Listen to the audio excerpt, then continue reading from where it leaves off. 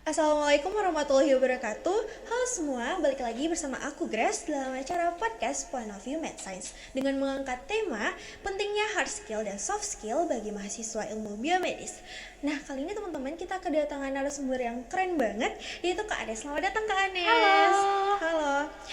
Kak Anes, mungkin kita pakai ini Oh dulu nggak sih iya. Kak biar ala podcast Ini gitu? kita ala-ala podcast. Ini beneran podcast ya, Masya Iya, ala-ala Allah. gitu Kak, Masya Allah. Oke. Nah, kita mau perkenalan diri dulu boleh dulu? Oke, boleh. Halo, selamat siang semua. Terima kasih udah undang aku di podcast ini. Perkenalkan, aku Agnes Putri Bahari, mahasiswi S1 Ilmu Biomedis Fakultas Kedokteran Universitas Andalas.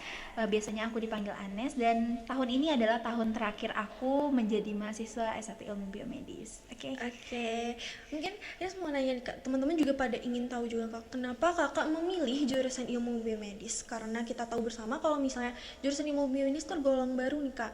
Dan apakah Kakak ada merasa keraguan atau ketakutan tentang karir Kakak ke depannya? Oke, jadi kenapa aku milih ilmu biomedis? Nah, sejujurnya dulu aku sempat ragu gitu tentang ilmu biomedis karena waktu itu tahun 2021 itu adalah tahun kedua, angkatan kedua ya yang baru di ilmu biomedis di Universitas Andalas. Bahkan yang pertama kali adanya sarjana ilmu biomedis ini, S1 ilmu biomedis ini hanya ada di UNAN sebagai universitas negeri waktu saat itu ya.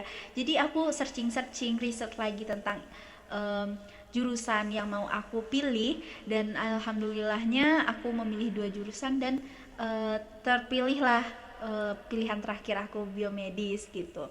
Nah, jujurnya emang aku ragu awalnya, tetapi setelah aku riset lagi bahwa kalau biomedis itu udah berkembang di negara maju itu, sedangkan di Indonesia masih belum kan. Nah, di sini aku tertarik nih untuk ada tantangan bagi aku untuk berpetualang di wilayah yang orang belum pernah menjelajahi. Nah, di sanalah aku dari awalnya yang sempat alih-alih ragu, sekarang aku merasa ada peluang nih sebagai bagaimana menjadi oknum seorang innovation atau saintis ini yang berkarya di bidang kesehatan. Nggak hanya dokter nih, tapi innovation di biomedis. Nah, dari sana aku musnah lah rasa ragu itu nggak ada lagi. Nah, mau berkarir di bidang kesehatan khususnya penelitian. Nah, gimana nih perasaan Kakak diterima di ilmu biomedis ini? Nah, saat itu campur aduk ya rasanya itu bahagia, senang, sedih, terharu juga. Wah, aku ditakdirkan di ilmu biomedis dan bersyukur juga kalau ilmu biomedis ini kan passion aku ya.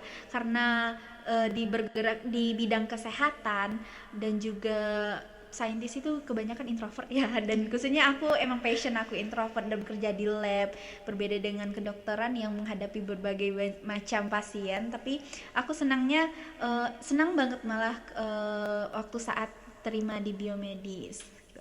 Kan Kakak udah masuk nih ke ilmu biomedis kan Kak.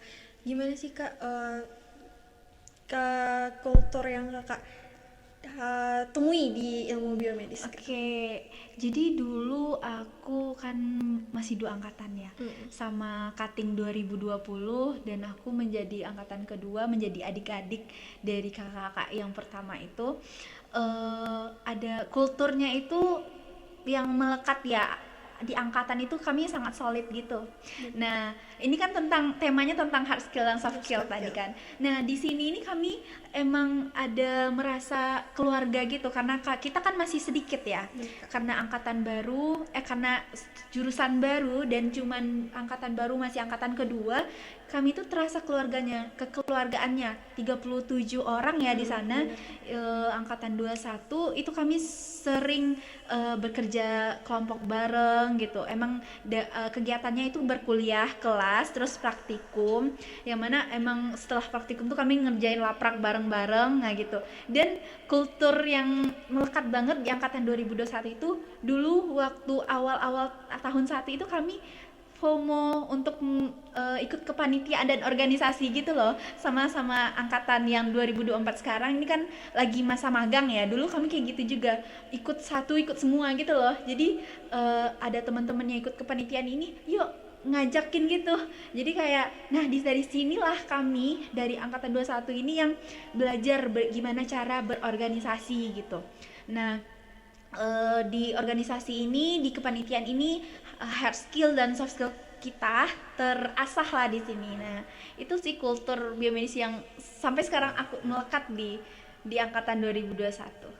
Grace juga inget, Grace ketahui kalau kita tuh terkenal dengan kebondingan gitu. Iya, ya solid bondingnya itu, masya Allah, itu keren banget sih. Jadi kulturnya itu saling FOMO, tapi FOMO-nya dalam kebaikan gitu, Bener, kan? ke organisasi, ke kepanitiaan, terus sama-sama belajar lebih baik di organisasi dan kepanitiaan ini. Kayak bener dalam bidang lomba juga nggak sih, Kak? Iya, itu soft skill di bidang kepanitiaan. Nah, di lomba ini juga tertriggernya dari kepanitiaan dan Kepanitiaan. ke organisasi ya UKM UKM ini gitu. Nah, boleh. Terus dengar kakak juga ikut lomba ini, Kak. Gimana kakak awal mula mengenal perlombaan, Kak? Oh iya, awal mulanya sama awal mulanya itu juga aku dari organisasi. Dulu aku ada 3 organisasi UKM ya, ada BEM FK Unan, ada MRC, ada FSKI. Nah, dari BEM ini aku banyak mengenal teman-teman, kakak-kakak tingkat yang memotivasi aku untuk terus belajar gitu. Nggak hanya di bidang hard skill dan soft skill yang ditemukan di sini, kepemimpinannya bagaimana, cara public speaking bagaimana, tetapi juga pas di departemen atau ditempatkan aku menjadi staff di organisasi itu juga sesuai passion aku, khususnya di BEM Penpro. Aku di Departemen Pendidikan dan Profesi. Nah, dari sana aku ketemu dengan teman-teman yang hebat ini yang men-trigger aku, ayo ikut lomba gitu. Jadi awalnya diajak-ajakin aja nih ikut lomba yang kecil-kecil dulu, kayak lomba nasional dulu kayak gitu kan. Terus kebetulan aku jadi PJ atau ketua pelaksana dari bukan ketua pelaksana, itu di Pilmapres. Tapi di proker ini aku di PJ-in membawa proker G100 PKM, di mana itu adalah pekan kreativitas mahasiswa yang mengharuskan, bukan mengharuskan sih, men-trigger mahasiswa-mahasiswa untuk mengumpulkan proposal PKM yang diadakan oleh Kemendikbuddikti. Nah, dari sini nih masa kita ngajakin orang aja kita nggak ikut gitu kan. Nah, di sini kakak PJ gitu, PJ mengajak, memotivasi mahasiswa-mahasiswa FK Unan untuk mengumpulkan proposalnya agar didanai dan melakukan penelitian. Itu tadi yang PKM itu. Akhirnya aku ikut lah kan, nggak hanya satu proposal, aku upload 3 proposal sekaligus. Nah, karena apa ya, FOMO-an juga orangnya, jadi aku ikutlah. Nggak, selain ngajakin orang, aku ikut. Dari sana ketemu teman-teman yang klop juga, yang teman-teman saling mendukung, komitmen, dan saling support gitu. Nah, dari 3 proposal itu alhamdulillah aku lulus 2 pendanaan. Dari 3 lulus 2 proposal, dan akhirnya 1 proposal itu masuk PIMNAS sampai ke nasional. Nah, itu yang nge-triggernya emang dari organisasi itu, ketemu teman-teman, relasi, dan akhirnya saling komitmen, support. Nah, berawal di sana langsung mencapai pencapaian sedikit demi sedikit, akhirnya alhamdulillah sampai sekarang membuahkan hasil pencapaiannya. Nah, terus ingin menyinggung sedikit nih, Kak, karena Kak nyinggung PKM hingga ke PIMNAS nih, Kak. Iya. Terus mau kepo dikit nih, Kak, gimana sih perasaan Kakak bisa lolos pendanaan PKM sampai alhamdulillah lolos PIMNAS nih, Kak? Saat itu kayak merasa nggak percaya nggak percaya gitu, kayak Masya Allah, aku udah nangis-nangisan kan, karena penelitian PKM itu nggak mudah ya, sulit banget dengan air mata, karena dia PKM yang aku pilih di bidang riset eksakta juga, jadi penelitiannya ada trial error juga, dan merasa terbayarkan lah semua jerih payah, capek, air mata itu kayak sedihnya tuh terharu, gimana ya, terharu, senang gitu, kayak nggak percaya. Alhamdulillah bersyukur banget ke Allah. Dan tapi ada rasa ini juga, tanggung jawab, gimana supaya bisa juara di nasional gitu, karena membawa nama universitas juga. Jadi ingin berusaha semaksimal mungkin untuk mempersiapkan lomba ini gitu, mempersiapkan sampai ke nasional. Dan akhirnya aku udah semaksimal mungkin untuk mengharumkan nama FK Unan dan sampai ke PIMNAS. Alhamdulillah sampai sekarang aku bersyukur, sampai sekarang aku bangga dengan pencapaian itu. Dan walaupun ya nggak sampai juara, karena sampai PIMNAS itu aja udah bangga, udah pencapaiannya udah tinggi lah bagi FK Unan. Kata ibu-ibu juga udah Masya Allah, Anda sudah mantap, walaupun mungkin itu belum rezekinya ya, sampai nasional pun udah Masya Allah, di sana kita belajar gitu. Mengingat kayak udah lolos pendanaan PKM aja itu udah wow banget sih Kak. Ini udah road to PIMNAS itu kayak wow, Masya Allah. Walaupun sedih ya, walaupun sampai pindah udah memaksimalkan mungkin sebagaimana gimana cara juara gitu kan, tapi ya udah belum takdir, belum rezeki juga. Udah sampai ke nasional tuh udah keren sih, kata ibu-ibu, mungkin menghibur ya. Tapi manfaatnya tuh nambah relasi lah salah satunya. iya, belajar nambah ilmu dan lainnya.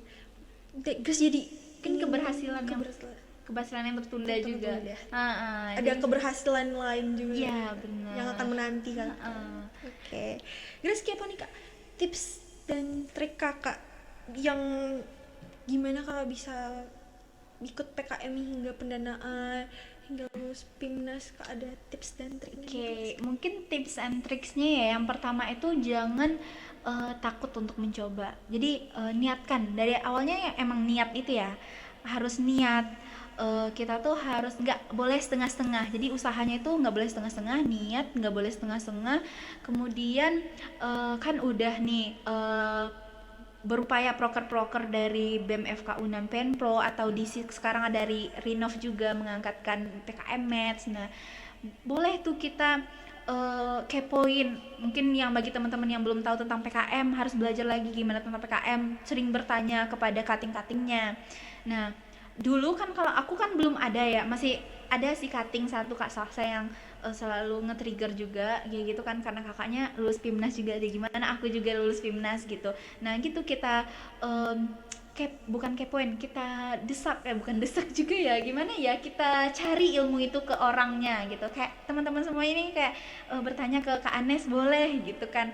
Nah jadi emang jangan takut bertanya, kemudian belajar dari tentukan idenya dulu. Jadi kalau udah niat nih, kita tentukan idenya yang relevan dengan bidang kita. Misalnya mau PKM RE gitu, riset eksakta, boleh ambil aja relevan dengan topik dan yang berimpactful, yang berdampak. Itu otomatis kayak udah bukan satu langkah yang menuju PKM yang untuk mendapatkan pendanaan gitu.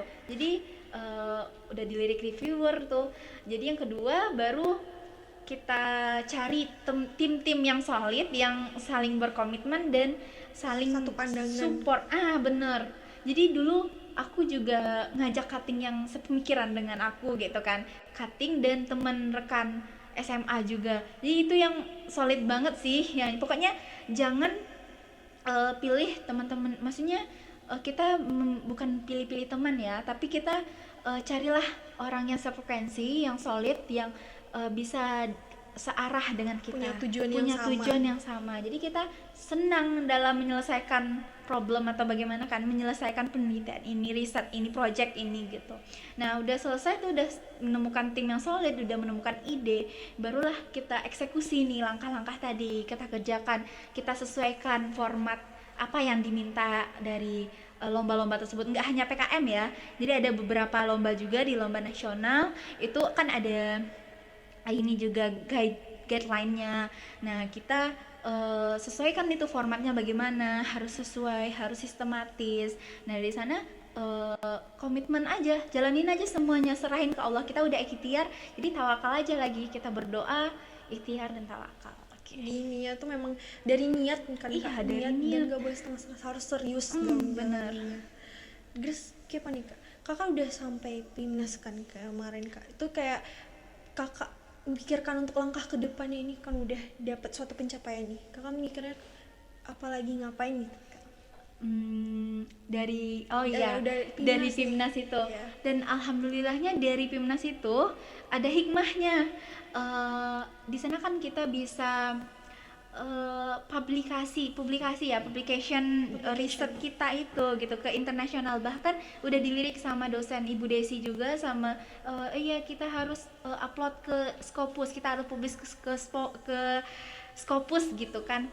Terus dari reviewer Unannya pun kayak keren juga penelitiannya tentang ini, belum pernah orang. Jadi kan dulu judul aku nanopartikel emas ya untuk pengobatan kanker serviks. Nah itu awal setelah project itu, setelah PKM itu timbul pencapaian-pencapaian baru, salah satunya Pilmapres. Nah di sana tuh aku tahun sebelumnya itu aku PJ dari prokernya Pilmapres ini di Penpro juga, dan di sana aku juga udah belajar. Ini aku merasa insecure gitu, kayak ngerasa nggak bisa deh aku karena aku nggak punya prestasi. Ternyata aku lulus di PKM itu sampai PIMNAS itu ternyata udah penghargaan yang luar biasa gitu kan. Aku merasa alhamdulillah gitu kan. Terus ibu Desi atau Mas kan kayak dari biomedis belum ada nih yang ikut Pilmapres gitu kan, disuruh lah sama ibu, ayo ikut Pilmapres. Sana kan udah banyak tuh penghargaannya, achievementnya yang diperoleh baik itu internasional maupun nasional, termasuk yang PKM ini sampai PIMNAS. Nah dari sana setelah PIMNAS itu disuruh ibu ayo maju ke Pilmapres. Nah akhirnya dengan bantuan teman-teman juga relasi tadi, nah kan meningkatkan soft skill dan hard skill tadi dari organisasi juga, aku meningkatkan relasi, dibantu juga sama teman-teman Penpro lainnya itu, walaupun aku udah demis nih. Ayo kak, sebenarnya itu tuh aku kayak coba-coba aja, kayak merasa pantas nggak sih gitu kan, kayak coba ya udah aku rame-ramein aja, nggak muluk-muluk mau juara Mapres gitu kan.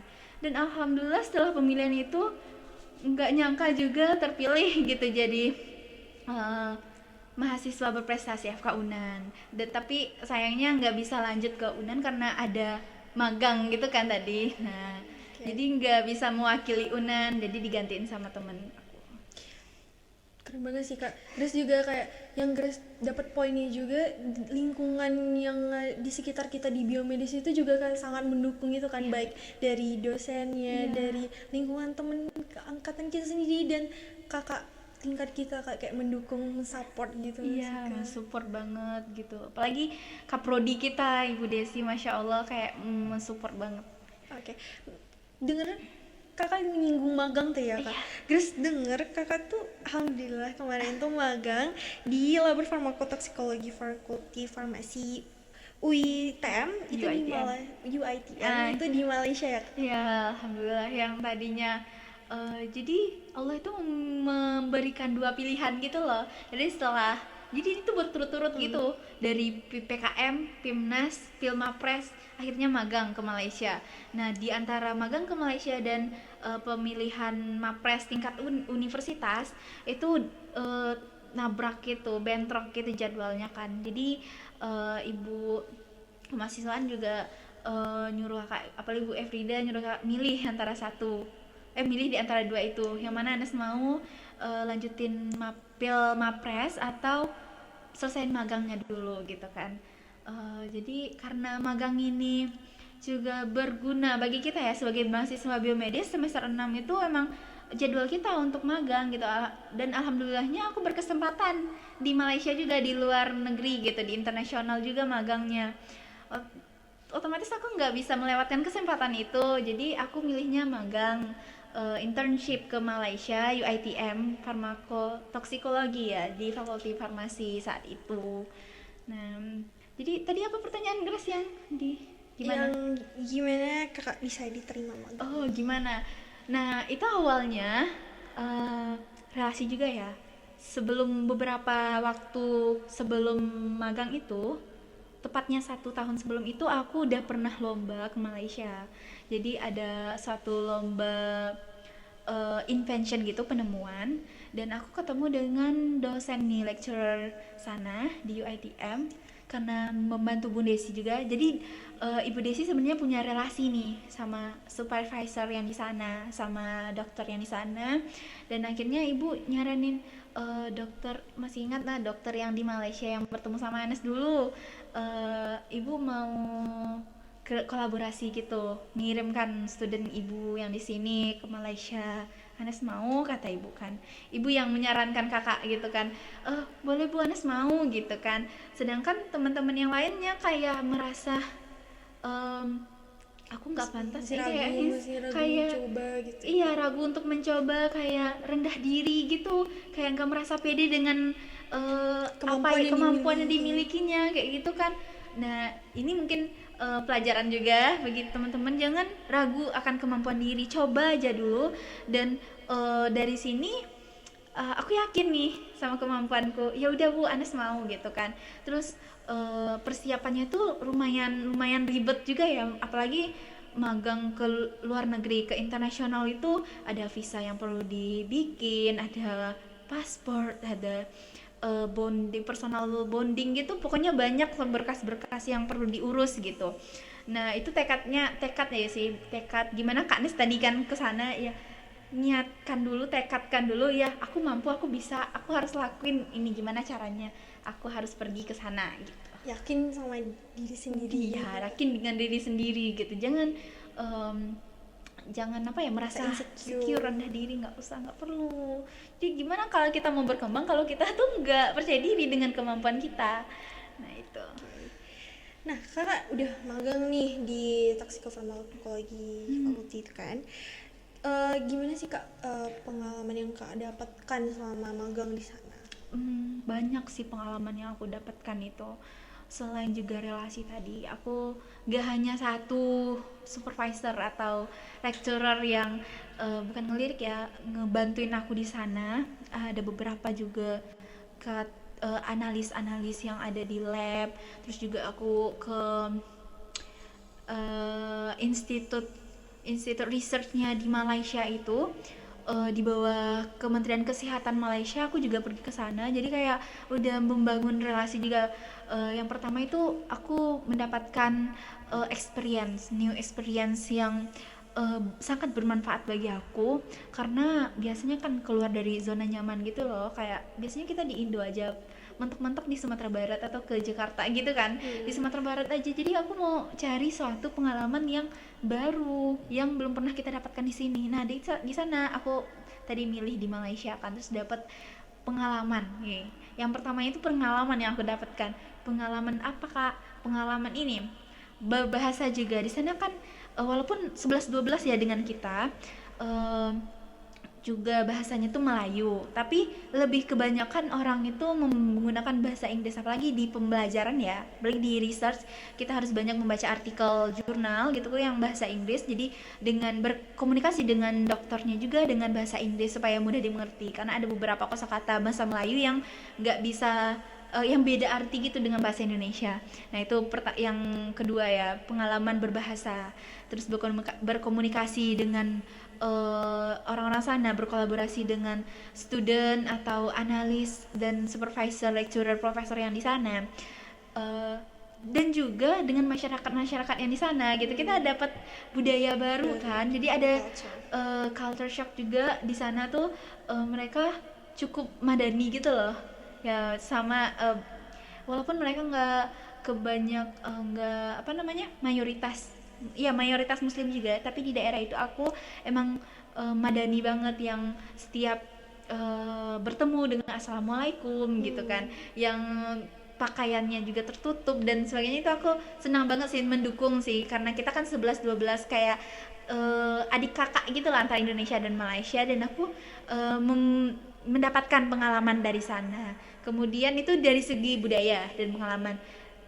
Yang terpenting banget sih di risetnya tadi, kan aku belajar kan internship di sana, aku banyak belajar tentang mikrobiologi, ada tentang analisis protein, tentang kemudian bioassay, juga bioimaging, gimana menggunakan TEM itu kayak transmission electron microscope dia. Jadi kita aku juga ikut webinar waktu itu, gimana cara menggunakan alatnya yang mahal itu dia besar gitu alatnya. Jadi berbagai macam alat-alat canggih juga baru dilihat kayak nih experience banget, dan menggunakannya bagaimana. Yang biasanya kita kan cuman praktikum, cuman sebentar-sebentar nih menggunakan alat. Ini kita menghadapi alat yang canggih gitu kan. Ada yang LCMS, DCMS, ada banyak sih alat-alat biomedis atau biomedical science yang misalnya mungkin belum berkembang di sini tapi udah berkembang di sana. Nah, itu dieksplor lagi gimana, dan juga di sana kita belajar baca artikel, kita mengadaptasi penelitian-penelitian sebelumnya. Nah, di sana kita juga merancang gimana cara menjadi saintis yang terdisiplin, yang sistematis gitu. Nah, seolah kita di sini emang mengerjakan risetnya tuh emang riset kita. Kan di sana kan research assistant ya.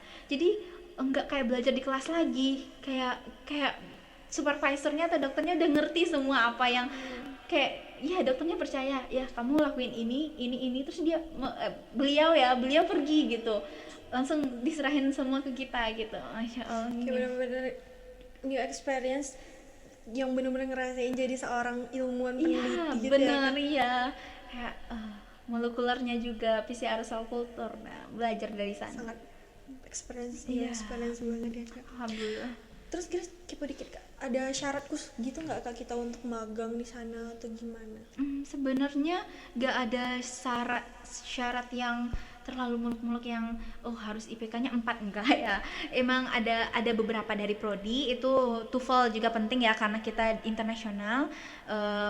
TOEFL-nya ada 3,2. Salah. Itu ini IPK 3,2.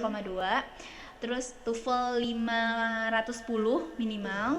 Nah, pokoknya syarat-syarat yang insya Allah mungkin teman-teman udah kakak yakin pasti mampu lah gitu. Pokoknya ada transkrip nilai atau GPA tadi sama TOEFL. Terus berkas-berkas yang di sini harus diurus dulu International Office di UNAN, direktorat. Nah, setelah selesai semua berkas itu ya udah tinggal pergi gitu. Jadi gampang sebenarnya, tinggal minta LOA dari sana. Terus kita urus berkas-berkas yang di sini. Kita urus visa, paspor, nanti kalau udah terbit itu semuanya udah kita langsung pergi, terus kita langsung belajar gimana gitu. Bener sih Kak, kayak bener-bener mulainya tuh kayak keren banget. Jadi ininya tuh gak sih Kak, kayak yang Kakak sebutkan dari tadi itu kayak bukan dampak sih, kayak benefit yang kita dapatkan dari soft skill dan hard skill. Benar sekali. Kita mendapatkan juga dari attachment dari magang tadi tuh, selain kita belajar kita juga mengasah pentingnya hard skill dan soft skill tadi. Kalau kita nggak punya public speaking ya bagus, kita nggak punya kemampuan berbahasa, kita nggak bakalan bisa untuk magang berkomunikasi dengan orang-orang yang orang baru, orang yang bekerja sama dengan kita, nggak mungkin kan. Terus kita harus belajar juga team working, ya itu soft skillnya yang tadi kan. Kita belajar soft skill berkomunikasi, kepemimpinan juga tadi kita belajar dari organisasi-organisasi. Terus hard skillnya kita belajar dari mana, dari baik akademik maupun non akademik. Kita bisa belajar dari rekan-rekan teman-teman kita, juga dari lab di praktikum. Nah, kita bisa asah semuanya di sana. Dan di magang sih hard skill yang akademik yang bisa kita asah gitu. Nah, teman-teman yakin aja kalau setiap proses yang kita jalani itu membutuhkan hard skill dan soft skill yang bagus. Nah, teman-teman nggak usah ragu, bimbang kayak aku nggak bisa, kayaknya sampai kapan kita akan nggak bisa gitu. Jadi jalanin aja semuanya, kita pasti bisa kalau kita belajar gitu. Nah, dari sana kita bisa semuanya, kayak bisa magang, bisa ikut lomba-lomba, kita bisa semuanya, terus melakukan pencapaian-pencapaian besar lainnya. Nah, itu pentingnya hard skill dan soft skill. Tapi kita tetap harus mengutamakan niat kan, niat dan serius untuk melaksanakan apa yang udah ada kita miliki. Benar sekali, kita harus komitmen dengan diri sendiri ya. Mungkin ini terakhir Kak, apa sih Kak pesan dan saran Kakak yang dapat Kakak berikan untuk mungkin adik-adik Kakak, teman-teman dan teman-teman sekitar semuanya yang yang akan bisa mungkin men-trigger, memotivasi. Oke, mungkin nih penutup terakhir ya, pesan untuk teman-teman yang mau magang juga, adik-adik kakak yang mau magang maupun adik-adik kakak yang masih baru masuk masuk ilmu biomedis, ataupun teman-teman yang besoknya Akan menjadi mahasiswa iya, bukan sarjana ilmu biomedis gitu. Nah, pertama untuk teman-teman yang adik-adik kakak yang mau magang dulu, tentukan niat teman. Ya tadi niat udah berkali-kali aku singgung ya. Jadi niat dulu teman-teman. Kalau niat teman-teman pasti bisa gitu. Teman-teman percaya akan kemampuan diri teman-teman. Kemudian pilihlah apa yang teman-teman sukai gitu. Oh, aku mau magang ke Malaysia, ya udah, jangan ragu, jangan kayak oh aku nggak bisa kayaknya kak gitu, aku di sini aja deh kak, nanti susah ke sana gitu, kayak meragukan diri sendiri nggak sih kayak gitu. Nah ya, kalau teman-teman mau, capai aja, kejar impian itu gitu. Nah, niatkan tadi, niat, kejar lagi impian itu dan bersungguh-sungguh, jangan setengah-setengah. Jadi saintis itu harus komitmen, harus disiplin, harus komitmen, harus nggak boleh setengah-setengah, dan lakukan semampu teman-teman, bukan semaksimal teman-teman. Nah itu untuk yang teman-teman yang magang ya, siapkan diri lagi, preparasilah apapun yang berkas-berkas apapun yang baik di BRIN atau di internasional di Malaysia. Kabarnya itu nggak hanya di UiTM, banyak lagi relasi-relasi yang akan kita attachment ke sana, ada UTM juga, UiTM juga, dan universitas-universitas maupun institut lain di luaran sana. Kejar itu. Ada juga yang mau ke Jepang ya, kabarnya mau ke Jepang gitu. Ya Allah, keren banget sih untuk magang ini adik-adik. Dan selanjutnya untuk adik-adik yang mungkin masih belajar baru masuk ilmu biomedis, belajar yang sungguh-sungguh juga. Jangan lalai dengan tugas-tugasnya, kerjain juga dengan kemampuan diri, yakin dengan kemampuan diri, kayak kak bukan passion aku deh di biomedis ini, kayaknya aku salah jurusan. Jangan seperti itu ya teman-teman, karena dulu kakak juga pernah berpikir seperti itu, yang ragu tadi, tapi setelah dijalani, setelah di-trigger dengan dosen, guru, dan dosen, teman-teman, dan keluarga, itu oh ini sebenarnya takdir kita emang di sini. Dan jangan sepelekan ilmu biomedis itu, karena biomedis ini adalah ilmu yang sangat maju, ilmu yang akan berkembang ke depannya, karena di Indonesia ini yang masih belum berkembang ya, sedangkan di luar sana, di negara-negara maju itu udah berkembang ilmu biomedisnya. Nah di sekarang ini teman-teman fokus dengan studi teman-teman, jangan pikirkan apa yang membuat teman-teman yang kayak merasa insecure itu nggak usah dipedulikan. Jadi jalani aja semaksimal mungkin untuk belajar. Oke, untuk teman-teman juga yang mau tamat, semoga kita sukses ke depannya. See you on top. Oke, itu aja. Pesannya dari aku, semoga bermanfaat juga sesi podcast kita untuk sharing-sharing kali ini. Dikembalikan kepada Tes.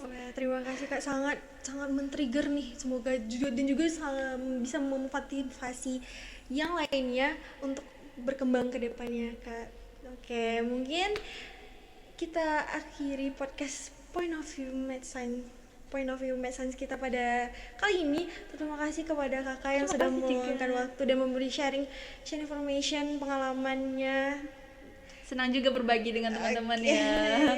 Oke, see you.